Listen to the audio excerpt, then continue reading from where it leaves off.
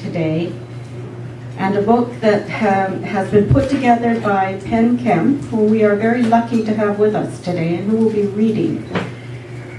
The book launch is a collection, the book is a collection of anecdotes, interviews, reflections about Jack and his influence, his love of art and culture, paralleled his life in politics and beyond, and his spirit continues to influence our lives and our activism. During his long municipal and federal political life, Jack welcomed and encouraged everyone to effect change. Olivia Chow wrote about this. This project is a great opportunity to share our stories about Jack and how he celebrated our Canadian cultures and what we must do together to continue this great relationship. Now, if Jack were here, he would take off his jacket, roll up his sleeves, and have all of these books auctioned off for 3 times their asking price.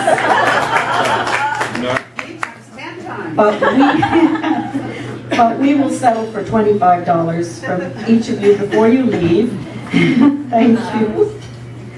Now, our first reader is London, Ontario activist, poet, performer, and playwright Penn Kemp, who put this book together. The 40th member of the League of Canadian Poets. She received the Elizabeth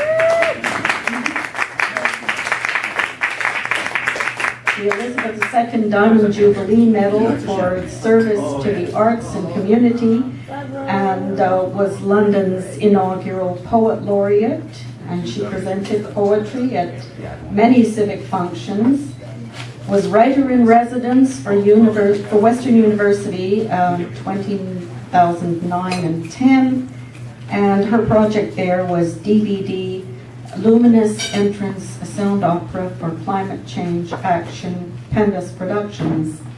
She continues to host her Lit on Air program at Radio Western, CHRW Radio Talk Show, Gathering Voices.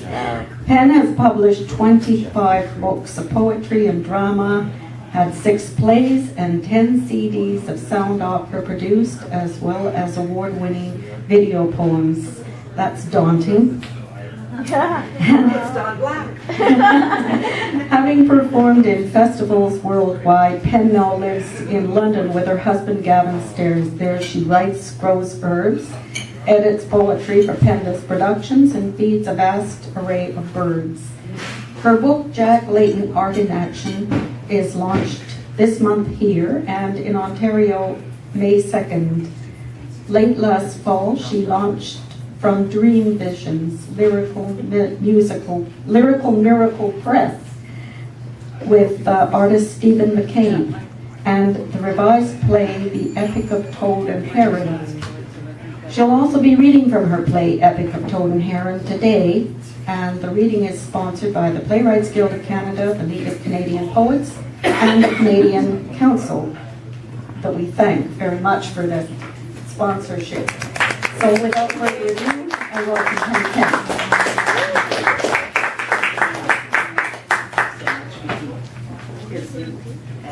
Thank you. So I'm so glad to see you. I'm so glad to be out here in my spiritual home, except for cloud cover. But it's so wonderful being here in spring. I'm going to move it all back a little bit just so we can embrace everyone. Would you like help? No. Jack would never retreat. But he would be inclusive. He would include everyone. And that's truly what this book is about. He was my outlaw. He was my brother-in-law, so I knew him well. We would get into great discussions about politics and poetry and the role of the poet in society. And he thought, oh, we artists should be much more active. And he persuaded me, and here I am. This book is 105 contributors, each of whom will get a copy, and as you will too. And Jack would probably have charged, as you said, Nikki, for about $100. So yours are getting such a bargain. 300 pages for $25. It was truly a labor of love, and a love of labor, I guess, because it took me 19 months. And I started right after he died, which after seeing him in July and after being in touch, we did know was happening. And he was very realistic about that, but it truly feels to me as if his spirit came into each one of us who was touched by him, whether you knew him or not. He just felt like such a spirit of pragmatic idealism ignited in each one of us. So this is a series of launches, and we started at in the furthest west we could go, which was White Rock last night, the Arts Council, and that was phenomenal. And we'll see if you could do better than selling 50 people and 17 books, 20 books, because Francie ordered 10, and if you order 5, you only, I feel like Jack. Okay, Jack is coming in now, he's here. You're channeling. I'm channeling Jack, he wouldn't pop the peas.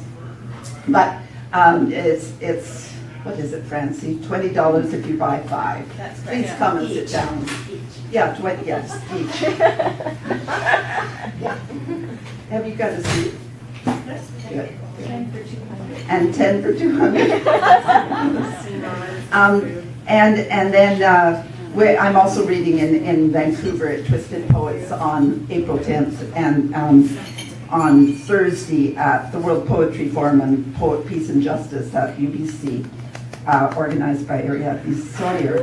And then tomorrow night at 7 at Westminster Public Library through Candace James. And that will be, actually, I'll be reading my own work. It's not a Jack launch. So if you want to actually hear what a poet, this poet does, then come there. But I want to thank the organizers here, because Francie especially has gone way beyond what the ordinary poetic justice would imply, which is setting up, inviting somebody. She has gone way far beyond that in organizing and making this happen. And not just this, but all the other launches as well. It's been very much an inclusive program, and the 7 or so launches that are being organized are, it's been a group effort, and I think that's what Jack would most have loved about this project, is that it's been such a collective effort from the very beginning. Contributions poured in. I had to be quite selective in choosing pieces that were just about Jack rather than about, for example, Heidi wrote an absolutely fabulous poem about moire curtains and her reaction to Jack's death, but it wasn't Jack, so I took something else wherever she was about her, about Jack. There she is. and yet it was a fabulous poem, so I had to be selective in that regard. And there is one story from the book that I wanted to tell, just because bald eagles they're actually coming to London, Ontario. We have 2 nesting pairs, but it's here that the bald eagle reigns supreme. And Jack and Olivia were canoeing up north, and with 2 native elders, and they were talking about, this is a story told by Mike Layton in the book. They were talking about the land, which they no longer knew, because this particular land had been white. It had been iced over, and it was now green, and they didn't know how to work with the ecology. And at that moment, an eagle flew over and dropped a feather, right, right from there to there. So it was from, especially with the elders there, it was such recognition and sign. And we all know, we have stories of eagles that their birds are such amazing emissaries. Anyway, that's waxing poetic, which is another. I'll just stick with the poetic justice because we are talking about social justice and the action and how to be an activist. And I thought I'd read a couple of the, rather than reading from the book per se, I'll read a couple of things that have blurbs. Judy Rebick, for example, said, Jack would have loved this book. Art in Action captures its energy, creativity, activism, and love of life. And Tim Flannery, who is one of the world's great climatologists, and he wrote a book called The Weathermaker. He organized the Copenhagen Convention, and Mike and Olivia and Jack had spent some time with him in Copenhagen at that convention in which Canada was to be disparaged. He wrote, Tim Flannery wrote, if you want a better in an Australian accent, which I won't try. If you want a better Canada, if you want to know what Canada can be, then you need to allow yourself to be inspired by Jack Layton. And this superb, engaging book is the place to start. And in his letter to me, he talked about Jack as such an amazing man. And the amazing thing about him was his ability to work creatively and in community without, he had a strong ego, but it was always engaged in the larger picture. And there was never any sinking into, that I ever saw, and I watched quite closely, there was no striving or we were in it together rather than balancing priorities or power struggles or any of that. I never saw that. It was, and I think Mulcair has actually, despite his liberal background, has actually managed to keep that kind of collegiality going. Don will talk more about that perhaps, but from what I've heard, that's what's happening. So this book takes in as many different aspects of Jack as were there. I couldn't believe how people felt attached to whether or not they knew him. They felt that they did know him. His sister Nancy is my sister-in-law. My husband is married to me. I forgot. I have to get that very straight. Yes, Gavin is married to me, and his brother is married to Jack's sister, who was the one that went around and made very good care, took very good care of him, and especially in the last two elections. And really converted from their father, as you know, was, or you might know, was in Maloney's cabinet. So they were not naturally NDPs, but he was moved from a very, very early age. I have stories of him as a young kid in Hudson, just doing amazingly inclusive things, of including the Quebecois in a very Anglo community, and dropping out of the yacht club scenario because a black man wasn't admitted. So he was very righteous from a very early age.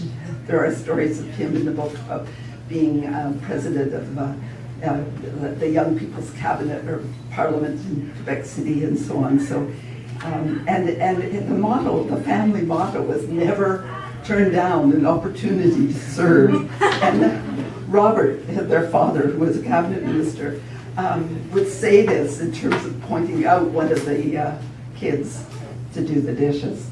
I don't know how it was received, but Doris Layton, their mother, has contributed a great deal of stories, as has Olivia and Mike. But the really interesting thing is that you have all that sort of family story, and also Nancy's blog through the election in the book. But you also have stories from some of you here, from Francie, from Susan McCaslin, from Heidi, Kyle, why didn't you send me something? You can write a review of it instead. Sure. From ordinary Canadians, you know, who were touched by his generosity of spirit. And the reason that I felt so committed to carrying on what I could do to contribute to this ongoing engagement with this amazing project we call Canada, and not let it be derailed by a certain harbor, is that through art we can engage the mind, celebrate the soul. We can truly make a difference. We can become a change. And given the desperation of politics right now, I think it's absolutely necessary that we begin with our own change and then change the world, starting with the particular. Like Susan has worked on this Hanshan project, and she'll talk about it. But she was I had asked her to write an essay on Jack, and she came up with this brilliant essay and poem about Jack. And then right then, she and her husband Mark at Thanksgiving fell into the Hanshan forest of saving that particular aspect. So whatever you can do specifically, you can start by buying the book and getting inspired. But then the matter is to go into the community and do what you can do specifically. So I'd like to